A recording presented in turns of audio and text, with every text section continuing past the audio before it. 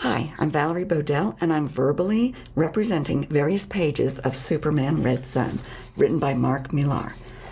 Probably Miller.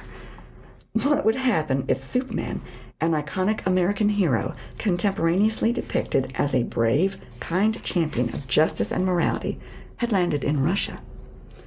That was by way of introduction. Let me also tell you that in order to comply with copyright laws, I can only represent a small part of the comic. I hope it is enough for you to get the idea of the story. Some of the pages are not numbered. When they are, I'll include them. Washington, D.C. The White House at night, with brightly lit entrance and an interior room lighted. President Eisenhower addresses the nation.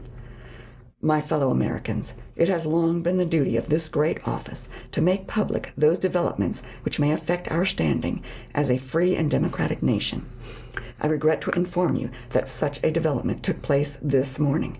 The Soviet authorities today released to the world secret government pictures of a costumed individual more effective than our hydrogen bomb. An alien Superman committed to communist ideals whose very existence threatens to alter our position as a world superpower forever. This afternoon, I shall fly to Helsinki to discuss this crisis with my fellow NATO leaders and decide upon a measured response to the situation. In the meantime, I would like to issue a request for calm and a hope that you might join me in a prayer that our predicament is not as terrible as it seems.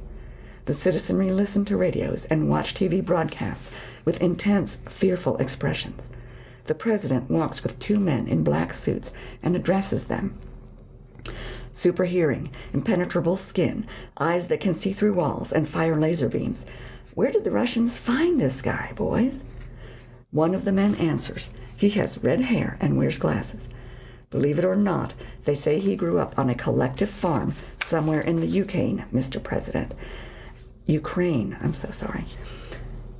Okay, I'm going to start that sentence over. Believe it or not, they say he grew up on a collective farm somewhere in the Ukraine, Mr. President. Our sources say his rocket ship crashed there 30 years ago, and he was raised by the same simple farming folk who dug him out of the ground. The president responds, "Just think, Agent Olson, if that rocket had landed 12 hours earlier, this Superman they're talking about would have been an American citizen." Page 14. A text box at the top left identifies the location as STAR, Star Labs, Metropolis. A pair of white doves rises into a sunlit sky between soft clouds. A well-dressed man leans on an expensive car, reading a book, listening to a recording machine, and speaking to chess players at long tables around him. Board 11, King to F7, checkmate. Board 12, Rook to B3, checkmate.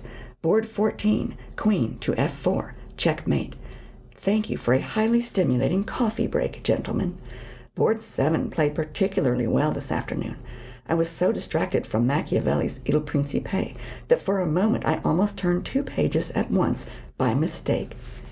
Agent Olson approaches the man and speaks, but the well-dressed man must turn off the recorder before he can hear him. "One moment, young man. Just let me switch off this portable tape recorder I designed in the washroom this morning. I'm teaching myself Urdu to keep my mind busy while I'm reading and playing chess with the monkeys.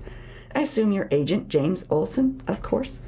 Olson replies, "Heck, I heard you were the smartest man alive, Dr. Luther, but you've got to tell me, sir, how the blazes did you figure that one out?" As the two men enter Star Labs, Dr. Luther explains, "You had an appointment, Agent Olson. Now please, step into my lab and let me show you where I am with this anti-Superman deterrent you're paying such ludicrous amounts of money for." In Russia, page 54. Superman wears a red cape and black bodysuit with a five-sided figure outlined in red on his chest. Inside the outline are a red hammer and sickle. He addresses a woman and child. "This isn't right, Lana. These children shouldn't have to stand in line and beg for food like they're some kind of animals." Superman then turns to address a figure behind a barred window. There are many people in line at the window, all waiting for food. "Give this woman something to eat, comrade. Her boy and girl haven't eaten since they got here. For God's sake." A man in the crowd asks, "But what about us, Superman? We're all hungry, and my own children here haven't eaten all day either." Another man in the crowd lifts his hand and says, "Some of us haven't eaten in weeks." Another adds, "Things are only going to get worse now that Stalin's dead too.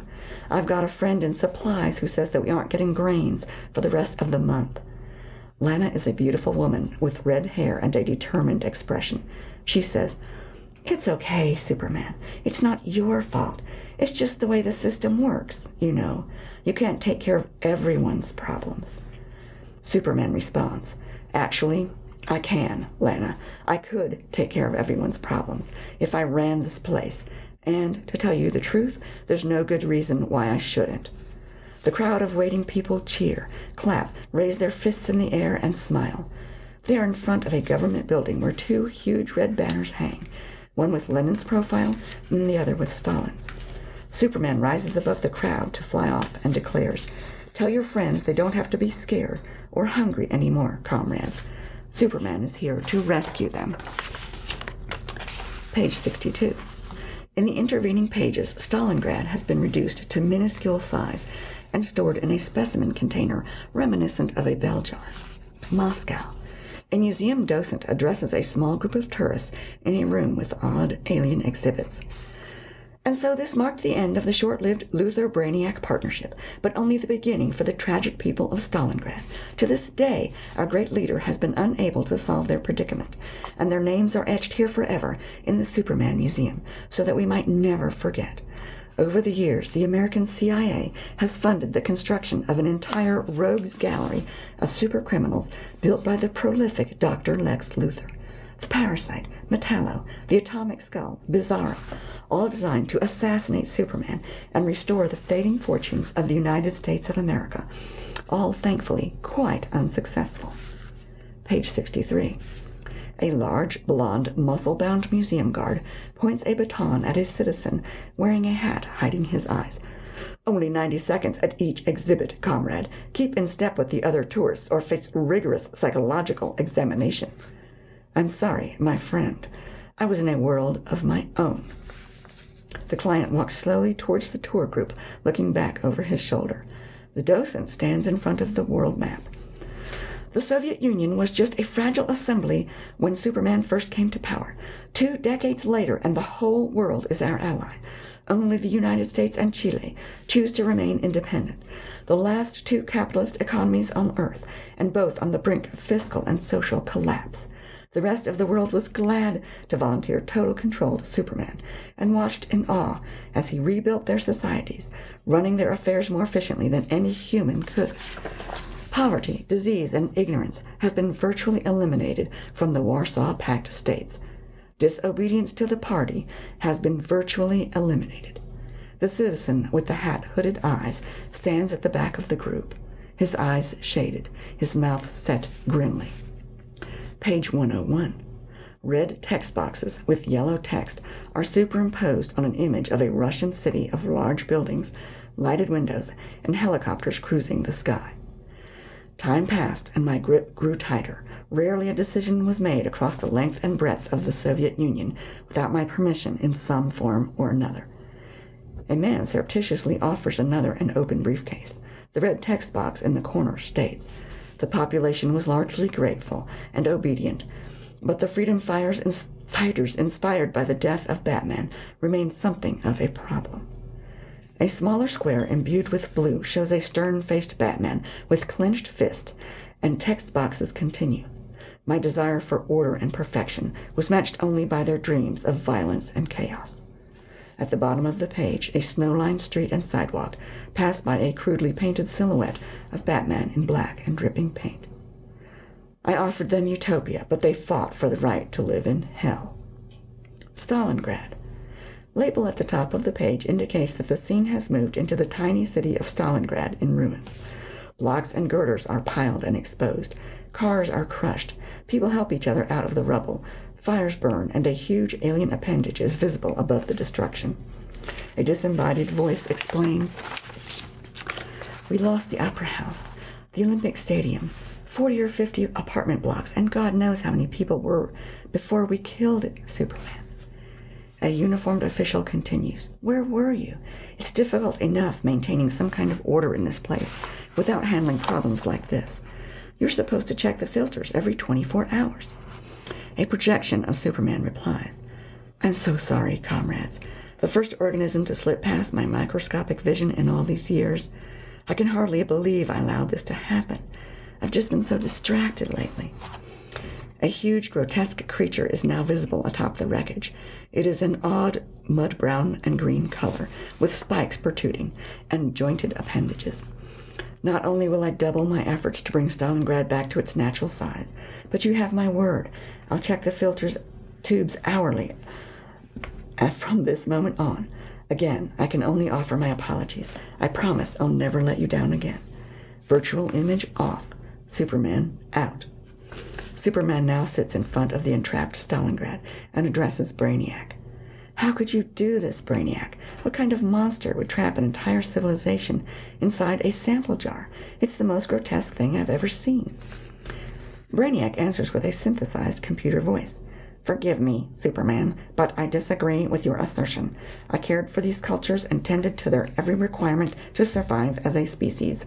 You can't blame an alien supercomputer for storing information.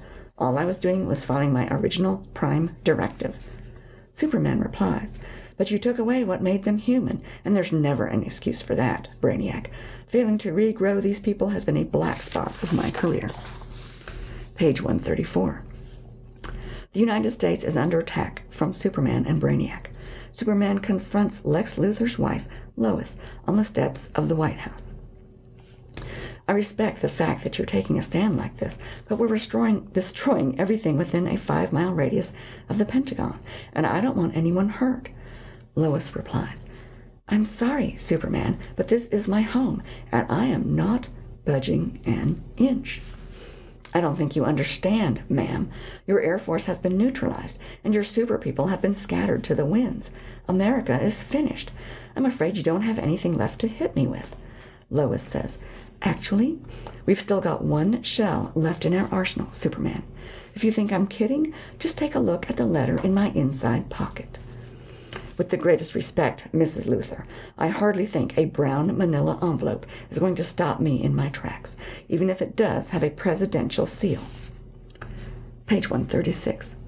Superman collapses to his knees in a posture of abject sorrow and defeat. Oh my God!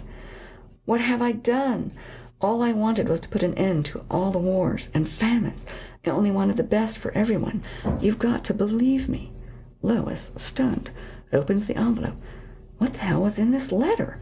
And reads the handwritten note. Why don't you just put the whole world in a bottle, Superman? Brainiac chimes in. Superman, you appear to be distressed. What's wrong? Hovering above Lois and Superman, Brainiac is encased in an enormous, blue, tentacle-encrusted ship with ineffectual explosions flurrying beneath as missiles and planes converge. Superman regains some of his composure, but is plainly miserable. I'm just as bad as you were, Brainiac. I'm just another alien bullying a less developed species, and it's morally unjustifiable. Switch off your weapons system, comrade. We're going home. A closer view of Brainiac shows a vaguely humanoid form suspended in innumerable tubes. But you can't stop now when you're on the brink of utopia, Superman. Denying them perfection is more morally corrupt than enforcing it. At least leaving them alone means they can make their own mistakes again, comrade. Luthor's right. This isn't how the world was meant to be. We weren't born here, and we've no right to interfere. And that is your final decision? Is there nothing I can say that might change your mind on this matter? Superman now has an intense, determined look. Nothing, Brainiac. Absolutely nothing. Brainiac's mechanical head is shrouded in unearthly light. Well, I'm afraid that's just unacceptable, Man of Steel. Brainiac explodes in a powerful blast of yellow, orange, and red flames, leaping outward and disintegrating its body. Luthor stands alone in a well-protected room, wearing a heavy spacesuit and staring at a chessboard. Superman gone, Brainiac gone, the world ready to embrace Lutheranism even more readily than ever before. One could almost be forgiven for thinking that this had all been worked out to the 10th decimal point 40 years ago. Eh? Luther moves the chess king, and as the view expands, he says, "Checkmate, Superman."